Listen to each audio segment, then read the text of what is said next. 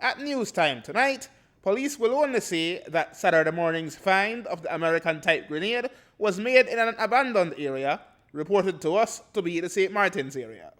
The Belize Defense Force was called in to dispose of it, as they have many others. On January 3rd, the Gang Suppression Unit made a similar find in the Yabra area, but left Assistant Commissioner of Police in charge of Eastern Division South, Chester Williams, to make the announcement. I have just been notified by the acting commander of GSU that sometime around 9 a.m. this morning, they discovered a live grenade in the Yabra area. That grenade has been taken into custody by the BDF, and they will be the one to dispose of it. Was anyone found in the area? From my understanding, no. You paint a picture as to the potential danger. I mean, it's live residents in the area. Well, I am not a grenade expert, right? And I think it depends on the type of grenade. Different grenades have different capabilities. So I cannot tell you exactly what would have been the possible effect of that grenade should it explode. Do you have any intelligence information as to where it might have originated from? No, I don't.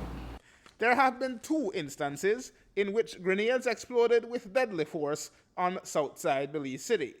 The first happened in May of 2008 on Mayflower Street, where teenager Darren Trapp was killed and 11 others injured. One witness at the time compared it, aptly, to the aftermath of war. Them on the ground, they tremble up, you understand? They're like Iraq or war, they're like a war, you know, when the man get blow up or explosion, like Iraq. Or explosion, like just like when the man you say a war, when they dip on the ground, they pull like this way, you know, like when somebody foot come off and thing, they pull on the ground. I mean, an ugly sight to miss. The second incident took place 19 months later on Crawl Road. 14-year-old Rudolph Flowers was killed and 2 others injured. The accused in these incidents, brothers Akeem and Kareem Smith and Lusbe Martinez, were acquitted in subsequent murder trials. At least 1 other grenade detonated on Cesar Ridge Road in January of 2010, while others before and since then were recovered without incident. Most notably, one planted outside the Carl History Memorial Hospital a few months after the Mayflower incident on Carnival Day 2008. But where did these instruments of urban terror come from? In the case of the 2 fatal incidents and at least 2 others, the stock used by British forces in Belize.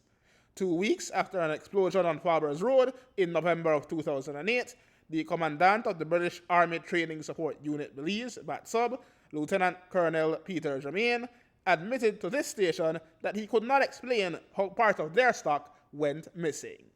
As far back as 5 years ago in May 2004, there was another incident where some grenades were reported missing.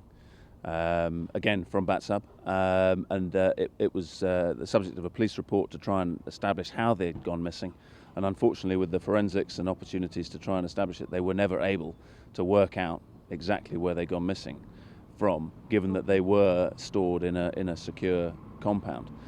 We weren't sure whether they went missing in transit from the UK, and no one was ever able to establish beyond doubt where they went. So they were on the street, and of course have been for 4 or 5 years now. The police have shown us the fly-off lever, not me personally, right. And the batch number that indicates on that to our records shows that was issued to BATSUB in December 2003.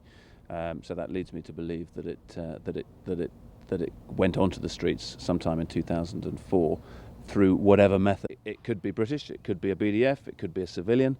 I just don't know, to be honest. While the search continues for those missing grenades, more recent finds are not of British origin, but American and otherwise. Either way, they have caused untold headaches for Belize's law enforcement, and heartache for the families of victims and survivors alike. Whether the most recent finds signal a return to the bad old days is anybody's guess. Aaron Humes reporting for News 5.